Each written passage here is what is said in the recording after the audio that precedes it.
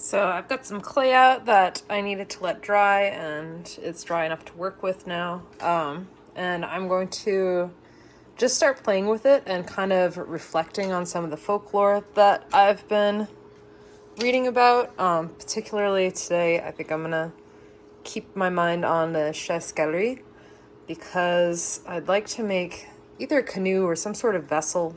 Who knows, maybe it'll turn itself into a flute. But basically, I'm just going to start working with the clay. I might put the story on because there's a few verbal tellings of it on YouTube. So I might do that while I'm working, and that's what I'm up to.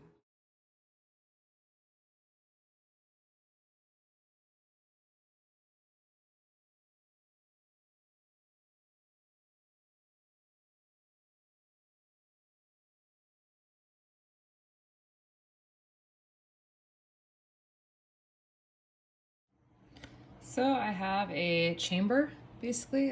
This is hollow. Of course, I went and set it down on wet clay, so I kind of messed it up. I'm going to have to fix that. But this is too wet to make holes in at this point. If I try to kind of make a mouthpiece on it, it's going to sink on me. And I ran into that problem with the heart that I made, so I'm not going to do that this time. I'm going to let it stiffen up a little bit and work on something else. I have been listening to an audiobook over here in my digital station, which is nice that I have it right here, so I can just hop back and forth. This is my makeshift stand because I can't find my phone holster for doing this type of thing. I must have left it at school. And yeah, that's me just working on some clay. So basically I'll stash this in a plastic bag so it doesn't completely dry out, and I'm gonna go work on something else for a while because that only took me about 10 minutes, and I've got a cup of coffee waiting for me. Love caffeine. So yeah. So this painting, I started earlier. I started this over the summer and have not really known where I was going with it. I do this a lot. Sometimes I'll have canvases that sit around for 2 years before I really figure out what I'm doing with them.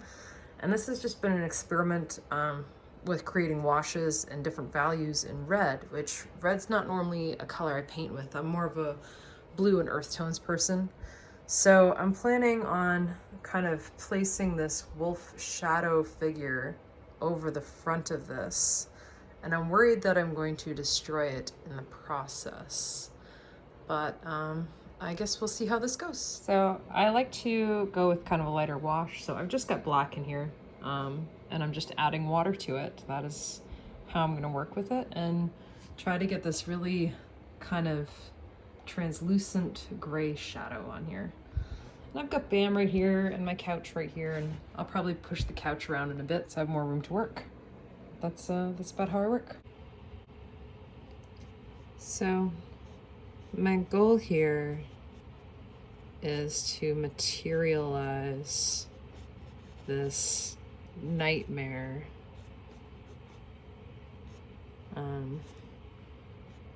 Almost a sleep paralysis state. I kind of mention in the notes that I used to have this reoccurring nightmare of a wolf shadow on my wall, and then it turned into a sleep paralysis thing where I'd actually be lying there with my eyes open and hallucinating. And that is the eerie effect that I want to get across. This strange demon dog, but without absolutely destroying what I already have going. So what I do is I layer on some colors, and then I wet a paper towel, and I'll kind of pull some of it back and blend some of it in and try to make this look like it's part of the clouds. It's funny because I'm a Harry Potter fan, but the Grimm comes to mind when I think about this piece. And what I'm trying to do is materialize these folklores I heard as a child that actually gave me night terrors.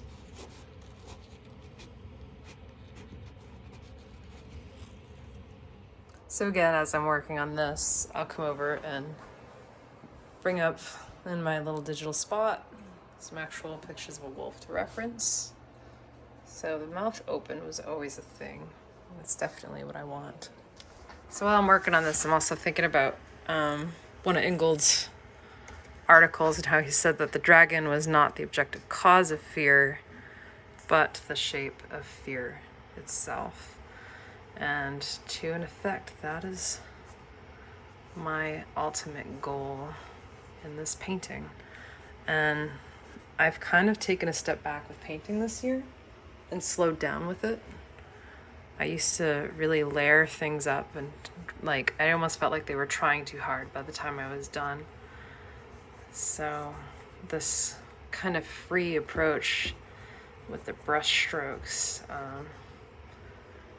it's really making this much more interesting. I'm actually really happy with how this is turning out, and I'm worried that if I keep working on it at the moment, it'll become too much.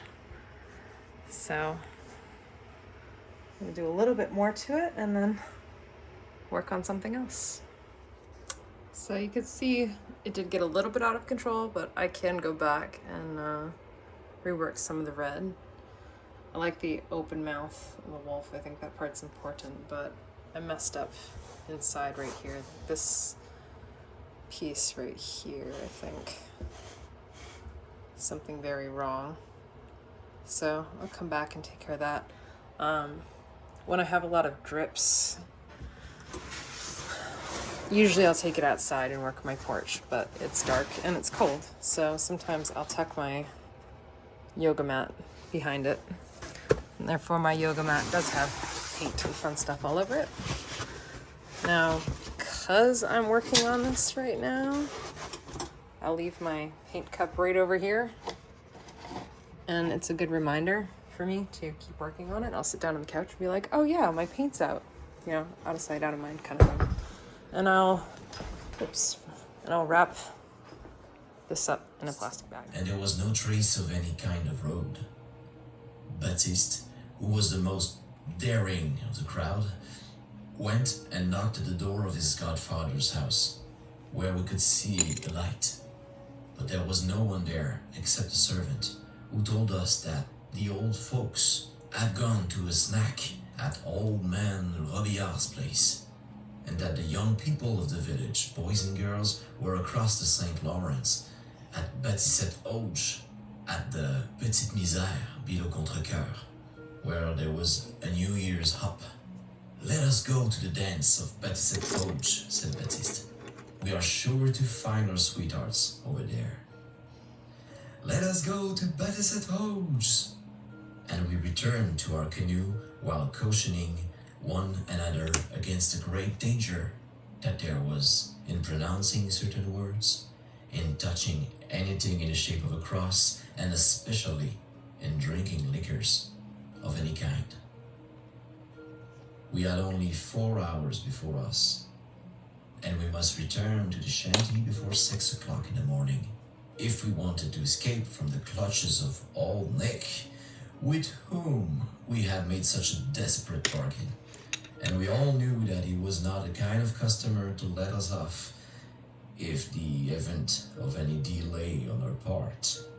Acabris, Acabras, Acabram, fais-nous voyager par-dessus les montagnes, shouted Baptiste once more. And off we went again, paddling through the air like renegades that we were, every one of us. We crossed the river in less time than it requires to tell it, and we descended in a snowbank close to Baptiste Auge's house, where we could hear the laughter of the dancers and see their shadows through the bright windows. We dragged our canoe on the riverside to hide it among the hummocks produced by the ice chauffeur. Now, said Baptiste, in a last warning, no nonsense, do you hear me? Dance as much as you can, but not a single glass of rum or whiskey, and at the first sign, follow me out without attracting attention. We can't be too careful. And we went and knocked at the door. Old Baptiste came and opened the door himself, and we were received with open arms by the guest, who knew us all. Where do you come from? I thought you were in the chantier of the Gatineau. What makes you come so late? Come and take a smile. Baptiste came to the rescue by saying, first and foremost, let us take our coat off and give us a chance to dance. That's what we came here for. And if you still feel curious in the morning, I will answer all your questions. For my part, I had already spied Lisa Gambet, who was chatting away with a little bourgeois of Lanoret. I made my révérence in due style, and I was asked for the favor of the next dance, which was a four-handed reel. She accepted with a smile that made me forget that I had risked the salvation of my soul to have the pleasure of pressing her soft white hand in mine and of cutting pigeon wings as a partner. During 2 hours, the dance went on without stopping, and if I do say so myself, we shanty fellows cut a shine in the dance that made the hayseed tired before morning. I was so busy with my partner that at first I did not notice that Baptiste was visiting the buffet rather often with some of the other boys, and I once caught him lifting his elbow in a suspicious manner. But I had no idea that the fellow would get tipsy after all the lecture he had given us on the road. When 4 o'clock struck, all the members of the crew began to edge out of the house without attracting attention. But I had to drag Baptiste before he would consent to go. At last we were all out, with just 2 hours before us to reach the camp, and 300 miles to ride in our canoe, under the protection of Beelzebub. We had left the dance like wild Indians, without saying goodbye to anybody, not even Lisa Gambet, whom I had invited for the next cotillon. I always thought that she bore me a grudge for that, because when I reached home the next summer, she was Madame Bourgeois. We found our canoe all right in the hammocks, but I need hardly tell you that we were all put out when we found that Baptiste Durand had been drinking. He was the steer of the boat, and we had no time to lose in humoring the fancies of a drunk man. The moon was not quite so bright as when we started from the camp, and it was not without misgiving that I took my place in the bow of the canoe, well decided to keep a sharp lookout ahead for accident. Before starting, I said to Baptiste, "Look out, Baptiste, old fellow. Steer straight for the mountain of Montreal as soon as you can get a glimpse of it." "I know my business," answered Baptiste sharply, "and you had better mind yours." What could I do? And before I had time to further reflection, Acabris, Acabras, Acabram, fais-nous voyager par-dessus les montagnes. And up we went again like lightning, steering southwest, if the wild way in which Baptiste managed our boat could be called steering. We passed over the steeple of the church at Contrecoeur, coming pretty close to it, but instead of going west, Baptiste made us take a cheer toward the Richelieu River. A few minutes later, we were skimming over Belleuil Mountain, and we came within 10 feet of striking the big cross that the Bishop of Quebec planted there during a temperance picnic held a few years before by the clergy of the diocese. "To the right, Baptiste! Steer to the right, or else you'll send us all to le diable if you keep on going that way." And Baptiste did instinctively turn to the right, and we steered straight to the mountain of Montreal, which we could perceive in the distance by the dim light of the city. I must say that I was becoming frightened, because if Baptiste kept on steering as he had done, We could never reach to Gatineau alive, and Le Diable was probably smacking his lips, as I supposed, at the bare idea of making a New Year's mess of us. And I can tell you that the disaster was not long in coming. While we were passing over the city, Baptiste Durand uttered a yell, and flourishing his paddle over his head, gave us a swing that sent us plunging into the snowdrift in a clearing of the mountainside. Luckily, the snow was soft. So I've been listening to La Chasse Galère, and it's a really good version of it. But yeah, I've got a hole in my canoe. It is looking somewhat like a canoe, and it does whistle. It's really sharp. But yeah, that's an interesting one. It's probably too high to actually make it into a flute. So we'll see what comes of that. I'm going to let it be. I think it's a good point for me to walk away from it instead of overworking it and come back to it tomorrow. So one of the tough parts about working with clay in my apartment is it does make a big mess. I tend to forget that the dust gets everywhere, and it is really bad if you breathe it in. So sometimes what I'll do is just leave my stuff overnight and pick it up first thing in the morning. But tonight I have other projects I want to work on, so I'm gonna clean it up. All right, so I've brought in a pile of sticks from my porch. Normally I would work on this out on my porch, but like I said, it's cold out there. I've got my glue gun plugged in. I'm letting those warm up a little bit. The best thing for me to do is really just set them on the floor. And after a while, I will probably just end up sitting on the floor with them in a heap of mess. And what's nice is my floors are pretty easy to clean. And they're already dirty, so I just kind of sweep up my mess when I'm done. So in the case of these sticks, it's been a hot minute since I really worked this way. So I'm actually gonna just let myself dive into these without really thinking about anything and see where it takes me. I've got this, this is scrap paper that I have underneath it. I tend to sketch on scrap paper when I have it there. You can see I've had paintings and stuff on it. And what's interesting about these is they kind of become their own works of art by the time I'm finished. So it'll be interesting to see how this ends up by the end of this project.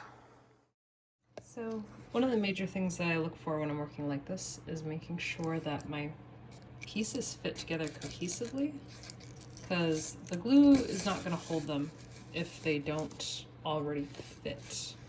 The bark will peel back and things like that. And I actually like to do this in the woods without anything holding the sticks together. So it's kind of a lot of fun practicing it with an adhesive. So what's fun about this is as I'm working on it, it doesn't look like much. It looks like a pile of sticks, but to me there's all these interesting ins and outs and intertwines of them. I find it really fun to look at. And I'm thinking I'm going to work on a fish, probably because I've got my dead fish up here, and it's an easy enough shape for me to go with right now that I think I can actually get some cool stuff accomplished. And this is all mostly just playing with materials and process for me. I'm not really thinking, hey, I'm definitely making a fish. I'm just seeing where everything goes.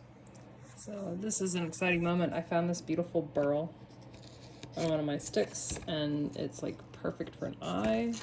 So that's gonna go right about there, and now I know where the front of my fish is oriented. And as things progress with this, I'll use these smaller sticks to fill in gaps, like right here.